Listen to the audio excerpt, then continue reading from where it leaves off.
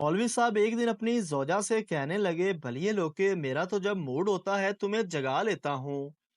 तुम्हारा भी कभी मूड रोमांटिक हो तो बताया करो। वो कहने लगी, मौलवी साहब, मुझे कहते हुए शर्म आती है।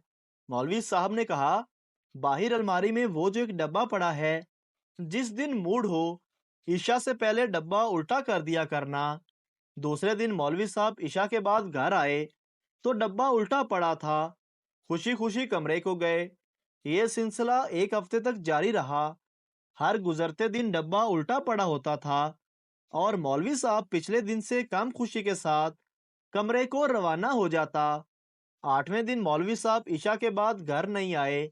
जोजा को फिक्र हुई तो बच्चे को भेजा कि मस्जिद से अब्बा की खैर खबर लाओ। बच्चा गया और कहा, खैरियत है, आप घर नहीं आए।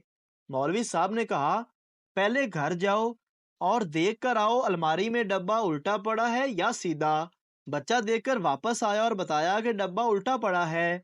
मौलवी साहब बोले, बस फिर पुत्र, या अब्बा रखो या फिर डब्बा रखो। मौलवी साहब ने खुतबे में फरमान डाला कि आपकी बीवियां सारा दिन की थकी होती हैं। अगर वो सो जाएं और आपको उनके कुर्ब की हाजत हो तो इंतहाई शफकत के साथ जगाया करें। हाजरीन ने पूछा, मौलाना साहब, तरीका भी आप ही बता दें कि कैसे जगाया जाए। मौलवी साहब ने फरमाया, अगर बीवी सो जाए तो आप एक गीला कपड़ा लें और उसके चेहरे पर आराम से फेरें। अगर वो गहरी नींद में ना हुई तो जाग जाएगी, और अगर ना जागे तो आप लोग भी दरगुजर फरमा लिया करें। अब ये खुतबा लाउड स्पीकर पर था, जिसको पूरा गांव सुन रहा था।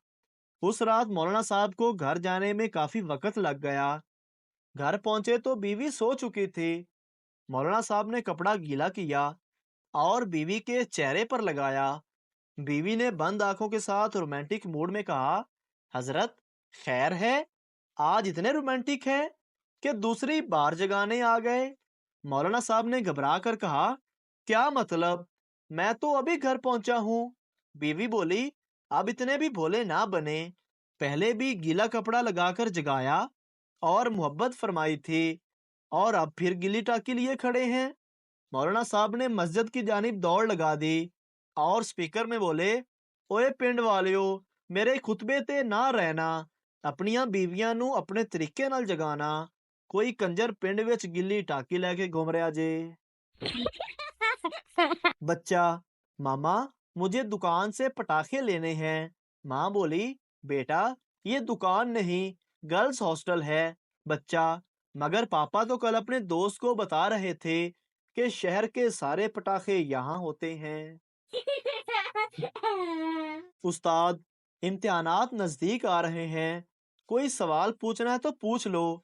शागिर्द, मास्टर साहब, पर्चे में कौन कौन सा सवाल आ रहा है। शोहर, ये जो खाना तुमने बनाया है, इसका नाम क्या है। बीवी, आप क्यों पूछ रहे हैं। शोहर, मैंने भी तो ऊपर जाकर बताना है कि क्या खाकर मरा था।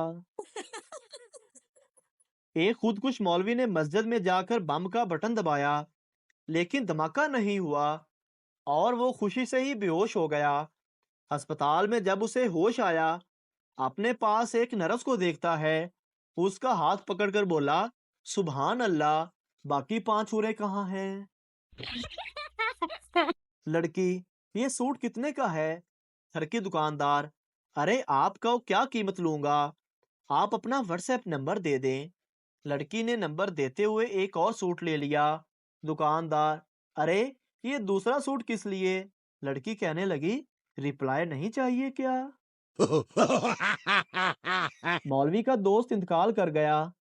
मौलवी साहब उसकी बीवी के पास अफसोस करने के लिए गया। मौलवी साहब ने कहा, मरहूम की ज्यादा इस्तेमाल की हुई कोई चीज निशानी के तौर पर लेना चाहता हूँ। बीवी शर्मा कर बोली, मौलवी साहब, इद्दत तो पूरी हो लेने दें। लड़की फोन पर, आप कंवारे हैं। आदमी, जी आप कौन। लड़की, मैं तुम्हारी बीवी बोल रही हूँ कमीने, आज तू घर आ। थोड़ी देर बाद नए नंबर से फोन आता है। लड़की बोलती है, आप शादीशुदा हैं। आदमी, जी, لیکن آپ کون؟ لڑکی: تمہاری گرل فرینڈ، تم نے میرے ساتھ دھوکا کیا۔ آدمی گھبرا کر بولا: سوری جانو، میں سمجھا تھا کہ میری کمینی بیوی ہے۔ لڑکی: تیری بیوی ہی بول رہی ہوں، گدھے، بس آج تو گھر آ جا۔ ایک لڑکے کا ایکسیڈنٹ ہو گیا، بہت چوٹیں آئیں، اسے 2 دن بعد ہوش آیا۔ اس کے دوست نے اس کو میسج کیا: کدھر ہو؟ لڑکے نے کہا: میرا بہت بری طرح ایکسیڈنٹ ہوا ہے، ہسپتال میں ہوں، بہت درد ہے، پلیز میرے لیے دعا کرنا کہ کوئی نرس سیٹ ہو جائے۔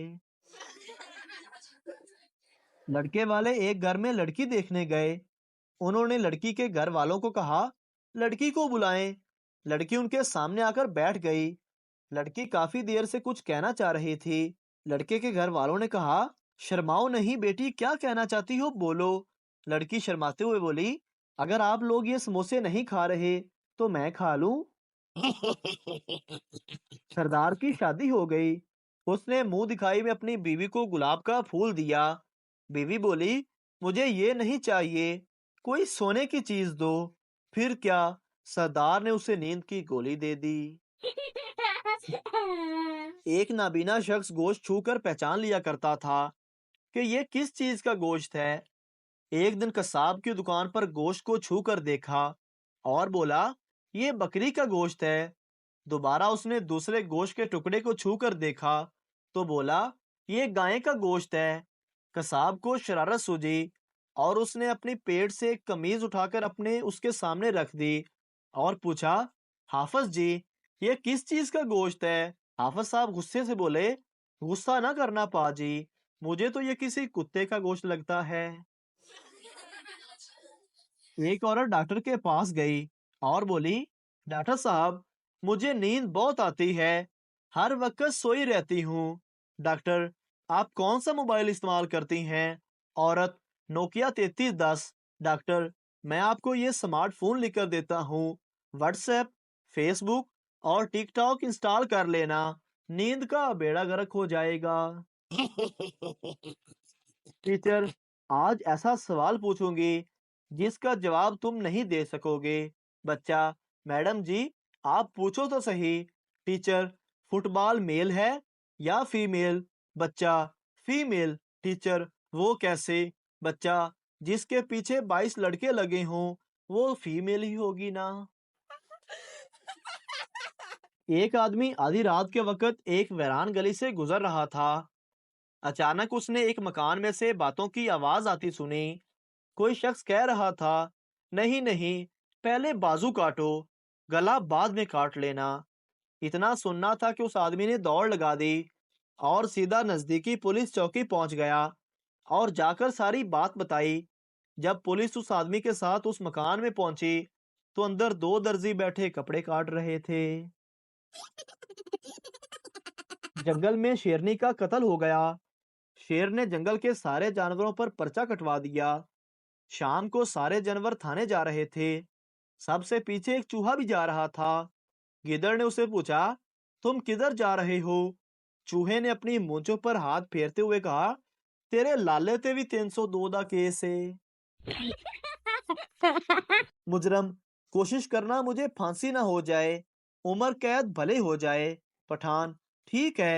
اگلے دن مجرم سردار سے ملنے گیا۔ مجرم: کیا بنا؟